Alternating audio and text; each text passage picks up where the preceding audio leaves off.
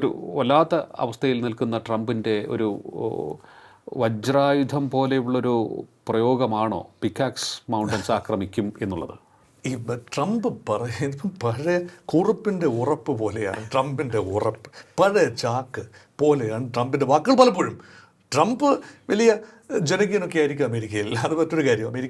അമേരിക്കയുടെ ജനത്തെ ഒന്ന് ഉദ്ദീപിച്ചത്. പക്ഷേ പിക്കാക്സ് മൗണ്ടൻസ് എന്ന് പറയുന്നത് സാഗ്രോസ് മൗണ്ടൻസ് നിരയുടെ, അതായത് ഇറാൻ ഏറ്റവും വലിയ അഡ്വാൻറ്റേജാണ് സാഗ്രോസ് മൗണ്ടൻസ്. പേർഷ്യൻ ഗൾഫിന് അഭിമുഖമായി ഇങ്ങനെ നിരന്ന് നിൽക്കുകയാണ് സാഗ്രോസ് മൗണ്ടൻസ്. അത് ഏറെ വീതിയും ആഴവും പരപ്പമുള്ള മൗണ്ടൻ റേഞ്ചസ് ആണ്. അതിൻ്റെ ചില ഭാഗങ്ങൾ ഇറാൻ്റെ മധ്യഭാഗം വരെ നീളുന്നു. അങ്ങനെ നീളുന്ന ഒരു ഭാഗത്തിൻ്റെ അങ്ങ് വടക്കേ അതിർത്തിയിലുള്ള ഒരു പാറക്കെട്ട് നിറഞ്ഞ പ്രദേശമാണ് ഈ പറയുന്ന പിക്കാക്സ് മൗണ്ടൻസ്. ഈ പിക്കാക്സ് മൗണ്ടൻസിൻ്റെ അടിയിൽ ഒരു തുരങ്കങ്ങളുടെ ഒരു നെറ്റ്വർക്ക് ഉണ്ട്. അത് നഥാൻസ് ആണവ നിലയത്തിൻ്റെ അടുത്താണ്. ഒരു ന്യൂക്ലിയർ ഒരു ടൗൺഷിപ്പ് തന്നെയാണ്. അവിടെയാണ് ഒരു പക്ഷേ ഇറാൻ രഹസ്യമായി ചില ആണവ സമ്പുഷ്ടീകരണം അല്ലെങ്കിൽ അവരുടെ ടെക്നോളജി ഡെവലപ്പ് ചെയ്യുന്നു, ചില ആഴ്സനൽ വെക്കുന്നു. ഒരു തുരങ്കങ്ങൾ നെറ്റ്വർക്ക് എന്ന് പറഞ്ഞാൽ ഈട സൗകര്യം ഉണ്ടാകില്ല. നമ്മൾ ലെബനനിലൊക്കെ അല്ലല്ല, നമ്മൾ പിന്നെ ഇസ്രായേൽ ഇവിടെ പലസ്തീനിൽ കണ്ടതാണ്, ഗസയിൽ കണ്ടതാണ് തുരങ്കങ്ങളുടെ വലിയ നെറ്റ്വർക്ക്. അതുമാതിരിയുള്ള നെറ്റ്വർക്ക് പാറയുടെ അടിയിൽ, ഗാസയിൽ വെറും മണ്ണാണ്, അതിനടിയിൽ നെറ്റ്വർക്ക് ഉണ്ടാക്കാൻ എളുപ്പമാണ്. പക്ഷേ പാറക്കെട്ടിനടിയിൽ 100 മീറ്ററിന് കൂടുതൽ താഴത്തിൽ വലിയ നെറ്റ്വർക്ക് ഓഫ് തുരങ്കങ്ങൾ. അതിനുള്ളിൽ എന്താണ് സംഭവിക്കുന്നതെന്ന് പുറം ലോകത്തിന് അറിയില്ല. അതിൻ്റെ എൻട്രി പോയിന്റ് മാത്രമാണ് വൾനറബിൾ, വീക്ക്.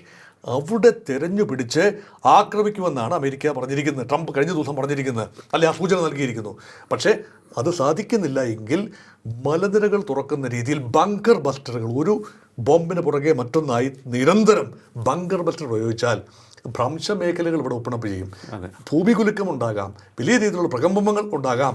അതുമാത്രമല്ല ആണവ സാമഗ്രികൾ, ഇപ്പം 450ഓളം കിലോഗ്രാം ഭാഗികമായി സമ്പുഷ്ടീകരിച്ച യുറേനിയം ഇറാൻ്റെ കൈവശമുണ്ട്.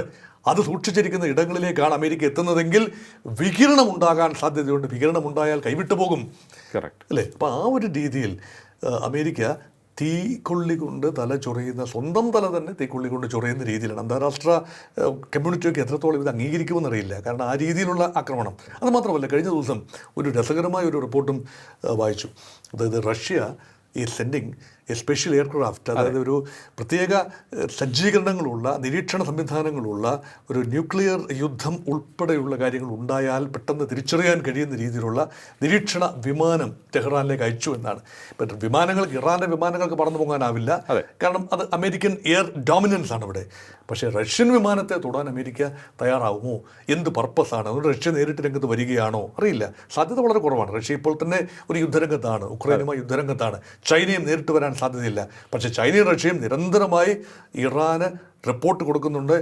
ഈ പറയുന്ന പിക്കാക്സ് മൗണ്ടൻസിൽ ഉൾപ്പെടെ അമേരിക്ക ആക്രമണം നടത്താൻ തീരുമാനിച്ചാൽ എങ്ങനെയാവും റഷ്യയും ചൈനയും ഒക്കെ പ്രതികരിക്കുന്നത് എന്നതും അറിയില്ല. അതുമാത്രമല്ല, ഒരു കരയുദ്ധം ഇല്ലാതെ ഇപ്പോഴത്തെ നിലയിൽ ഇറാനെ തൊടാനാവില്ല. കരയുദ്ധത്തിലൂടെ ആർക്കും വിജയം ഉണ്ടാവില്ല. അമേരിക്കയ്ക്ക് ഒരിക്കലും ഇറാൻ എന്ന വലിയ രാജ്യത്തെ കരയുദ്ധത്തിലൂടെ പൂർണ്ണമായി പരാജയപ്പെടുത്താനാവില്ല. കാരണം ചരിത്രവുമില്ല, ഒരു രാജ്യവും മറ്റൊരു രാജ്യത്തെ കരയുദ്ധത്തിലൂടെ സമീപകാലത്തെങ്ങും പരാജയപ്പെടുത്തിയതായി അറിയില്ല. അതുകൊണ്ടാണ് ഇറാൻ ഇപ്പോൾ ഒരു വെയിറ്റിംഗ് ഗെയിമാണ് പ്ലേ ചെയ്യുന്നത്. നിങ്ങൾ വേണമെങ്കിൽ കരയുദ്ധത്തിലേക്ക് വന്നോളൂ, നിങ്ങൾ കാർഗ് ഐലൻഡ് പിടിക്കുമെന്ന് അല്ലേ പറയുന്നത്, പിടിച്ചോളൂ. കഴിഞ്ഞ ദിവസം ട്രംപ് പറഞ്ഞു വേണ്ടി വന്നാൽ ഒരു ലാൻഡ് ഓപ്പറേഷനിലൂടെ കാർഗ് ഐലൻഡ് ആദ്യം പിടിക്കും. അവിടേക്കാണ് 90% ഇറാനിയൻ എണ്ണയും എത്തുന്നത്. അത് കഴിഞ്ഞ് ഇറാൻ്റെ കരയിലേക്ക് കയറുന്നു. കരയിൽ കയറിയാൽ കളി മാറും. ഹൈഡൌട്ട്സാണ് മുഴുവൻ, അല്ലേ? ഒളിയിടങ്ങളും ഹൈഡൌട്ട്സും മൗണ്ടൻ റേഞ്ചസ്, പീഠഭൂമികൾ എന്ന് വേണ്ട. Iran is inaccessible, totally inaccessible for American forces. അത് നടക്കില്ല. പക്ഷേ പിന്നോക്കുന്നത് പരമാവധി നാശനഷ്ടങ്ങൾ ഉണ്ടാക്കുക, ഇറാനെ പ്രഹരിക്കുക. ഇറാൻ തിരിച്ചും അമേരിക്കൻ കേന്ദ്രങ്ങളെ ആക്രമിക്കുന്നു. ഇതിനിടയിൽ പെട്ടുപോകുന്നത് സാധാരണ ആളുകളാണ്. ബാഹ്യ ഇടപെടലുകൾ, അതായത് അമേരിക്കയുടെ ഇടപെടലുകൾ അവസാനിച്ചു കഴിഞ്ഞാൽ യഥാർത്ഥത്തിൽ പ്രശ്നം തീരാവുന്നതേ ഉള്ളൂ. ഇറാനും ഗൾഫ് രാജ്യങ്ങളും തമ്മിൽ പ്രശ്നമില്ല, ഇസ്രയേലും ഗൾഫ് രാജ്യങ്ങളും തമ്മിലും പ്രശ്നമില്ല. അപ്പോൾ പിന്നെ ആരാണ് പ്രശ്നം? അമേരിക്ക മാത്രമാണ് അവിടെ. ഇറാനും ഇസ്രയേലും തമ്മിൽ പ്രശ്നം ഉണ്ടാവാം, പക്ഷെ മറ്റെല്ലാം അവിടെ സേഫാണ്. അപ്പോൾ വിദേശ ഇടപെടൽ ഗൾഫ് മേഖലയിലെ അമേരിക്കൻ താവളങ്ങൾ ഒഴിവാക്കുകയും ഒരു മേഖലാ കരാറിലൂടെ, അമേരിക്കയും ഇറാനും തമ്മിലല്ല കരാർ ഒപ്പിടേണ്ടത്, ഗൾഫ് രാജ്യങ്ങളും ഇസ്രയേലും ഇറാനും അവർ മാത്രമാണ് സ്റ്റേക്ക് ഹോൾഡേഴ്സ്. ഇവരെല്ലാം ചേർന്ന് പരസ്പരം ആക്രമിക്കില്ല, എന്ന ഒരു കരാറിൽ ഏർപ്പെടുകയും ഹോർമൂസ് എന്നത് മാനവരാശിയുടെ സ്വത്താണ് എന്ന് തീരുമാനിക്കുകയും അവിടേക്ക് ആർക്കും കടന്നു പോകാം, സുഗമമായ വ്യാപാരം നടത്തും, ആരും ആരെയും ഉപരോധത്തിൽ പെടുത്തുന്നില്ല എന്ന് തീരുമാനിക്കുകയും ചെയ്താൽ തീരുന്ന പ്രശ്നമേ ഉള്ളൂ. അതെ, അമേരിക്കയ്ക്ക് താവളങ്ങൾ ആവശ്യമില്ല ഇവിടെ. ഇറാൻ ആക്രമിക്കില്ല ഗൾഫ് രാജ്യങ്ങളെ. തീർച്ചയായിട്ടും. അമേരിക്കയുടെ താവളങ്ങൾ ഉള്ളതുകൊണ്ട് ആക്രമിക്കുന്നു. തിരിച്ച് ഗൾഫ് രാജ്യങ്ങൾ ഇറാനെ ആക്രമിക്കാൻ സാധ്യതയില്ലല്ലോ. ഇസ്രയേലിനെ ഇറാൻ ആക്രമിക്കാൻ സാധ്യത ഉണ്ട്. പക്ഷേ ഇസ്രയേൽ ഒരു ത്രട്ടല്ല എന്ന് ഇറാന് തോന്നിയാൽ ആക്രമിക്കേണ്ടതില്ല. ഇറാൻ്റെ ആണവ വിഷയത്തിൽ ഒരു തീരുമാനമെടുക്കണം. ഇസ്രയേലും ഇറാനും ആണവ പദ്ധതിയിൽ നിന്ന് പിന്നാക്കം പോയെങ്കിലേ പറ്റൂ. ഇവിടെ സെക്യൂരിറ്റി പെർസെപ്ഷൻസ് അല്ലേ, ഇസ്രയേൽ ആണവായുധങ്ങളുണ്ട് ഇല്ലേ, 48ഓളം ആണവ ബോംബുകൾ കൈവശമുണ്ട്.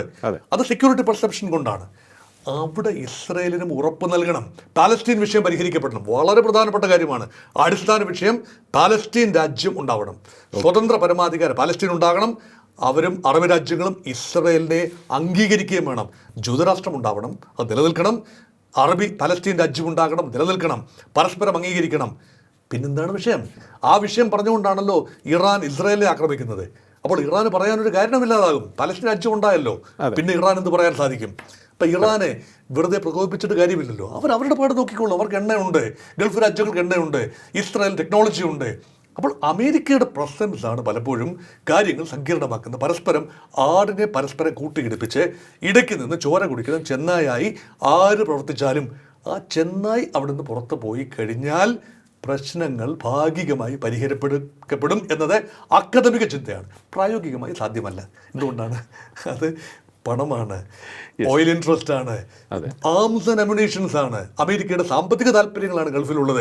ഗൾഫ് രാജ്യങ്ങളുടെ ഭരണാധികാരികൾക്ക് നിലനിൽക്കണമെങ്കിൽ അമേരിക്ക നൽകുന്ന സംരക്ഷണം ആവശ്യമാണ്. അല്ലെങ്കിൽ ജനകീയ പോരാട്ടത്തിലൂടെ ഭരണാധികാരികൾ അങ്ങ് തെറിക്കും, സിംഹാസനങ്ങൾ തെറിച്ചു പോകും. അപ്പോൾ അവർക്കൊക്കെ അധികാരം നിലനിർത്തണമെങ്കിൽ അമേരിക്കയുടെ ഒരു പ്രസൻസ് അവിടെ ആവശ്യമാണ്. അതാണ് യാഥാർത്ഥ്യം. അതുകൊണ്ടാണ് ഇതൊരു സങ്കീർണമായ വിഷയമായി തുടരുന്നതിൻ്റെ അടിസ്ഥാനം ഇതൊക്കെ തന്നെയാണ്.